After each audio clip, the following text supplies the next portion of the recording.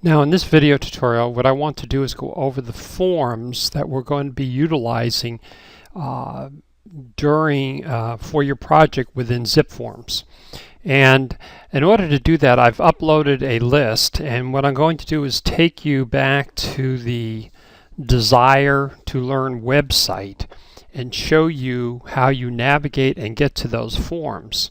So I'm going to go back to again, the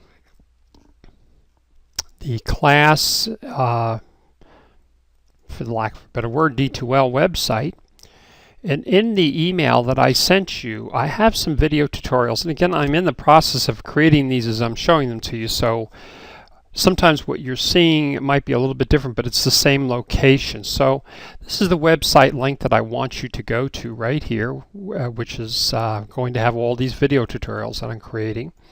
When you click on this website, it's going to open up, and then right here under RE380 RE380 video tutorials, all the way down the bottom is something called Zip Form 6. And when you click on that, this will open up, and I'm just going to scroll down to where I have the forms. And again, I'm going to be reordering these, but just so that you see what they look like.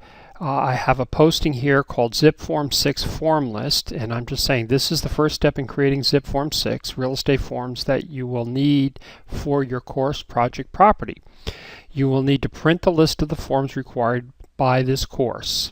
Shown below is a link to the Adobe Acrobat file listing the forms. Once you click on the link below, a window will open showing the forms. So I'm going to go ahead and click on this little link, and there's our forms. And I'm going to make this a little bit bigger here so that you can, this is what the whole page looks like. But I'm going to make the page just a little bit bigger so I can go over it with you.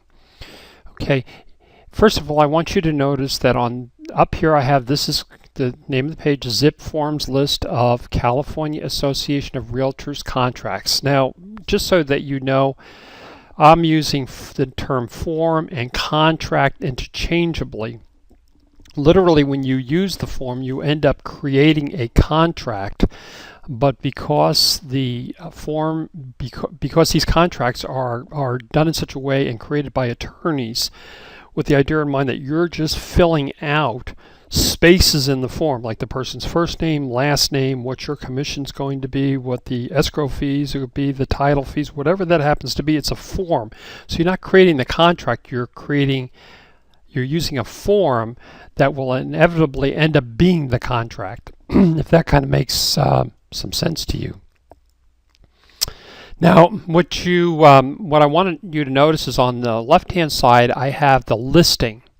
In other words, this is what the forms you're going to be filling out for this contract or for this project when you're dealing with the people that want to sell their property. We call this the listing side. And then on the purchase side, or working with the buyer, these are the forms you're going to be filling out. So first of all, I want you to also notice is that we have a form number on both sides. Notice that I have, the first thing is called the cover sheet. It doesn't have a form number. Then below here we have letters, like RLA, and they sort of they're like a brief little abbreviation, if you will. This RLA means Residential Listing Agreement. Doesn't necessarily mean it always is that way all the time, but that's what they're trying to utilize. So you're going to have a Residential Listing Agreement, an agency disclosure. This is called the Seller's Advisory Form. This is the transfer disclosure statement where the client's going to be saying, this is the condition of the house, this is the appliances I have in the house, whether they have had building permits, whether there's anything wrong with the house at all, they'll be putting it here.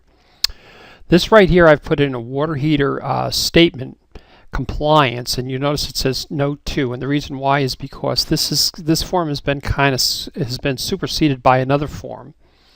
And then this form here, takes over and includes both the smoke detector and the water heater form that we previously had. This is for lead-based paint, and this is an estimated seller's proceeds. In other words, this is the form that you fill out to tell the client or show the client how much money they're going to net out of the transaction at the close of escrow. On this side, notice we have a form number. This is the California Residential Purchase Agreement and Joint Escrow Instructions. This is sometimes called the purchase offer. Years ago we called them the deposit receipt, but essentially is the offer that the buyer is going to make when they decide to purchase the house or make an offer. This is their disclosure statement. This is their estimated buyer's cost. In other words, their cost, including what's their monthly payment going to be, how much cash they're going to have to bring into the transaction. All that very critical document. And then of course we have something called the buyer's inspection advisory. That's the one where we let the buyers know that they have the right to have all kinds of inspections done before they actually end up finally buying the property. Down below you'll notice that I had a note 1 right here. It says note 1, the cover sheet is not a form. It is unique to zip forms, and it is where you will enter information that will be copied to other forms. For example, the seller's name, the buyer's name, the property address, escrow officer, etc. And then note number 2, this is the where I had right here. This is the water heater and smoke detector statement. That's what this is now. It replaces the smoke detector statement and the water heater statement of compliance. So just so you know, that's why I put that in there, so you'll sometimes see those forms and what they basically mean. So with that, you need to have this printed out, and we're going to be utilizing this. Of course, there are all sorts of forms you can use in a transaction, and suffice it to say that I'm only picking some of the basic forms. You can talk to a lot of real estate agents or brokers, and they'll say, oh my goodness, Pat should have told you about this form or that form. You'll find that the types of forms that you'll use will totally depend upon the transaction you're doing.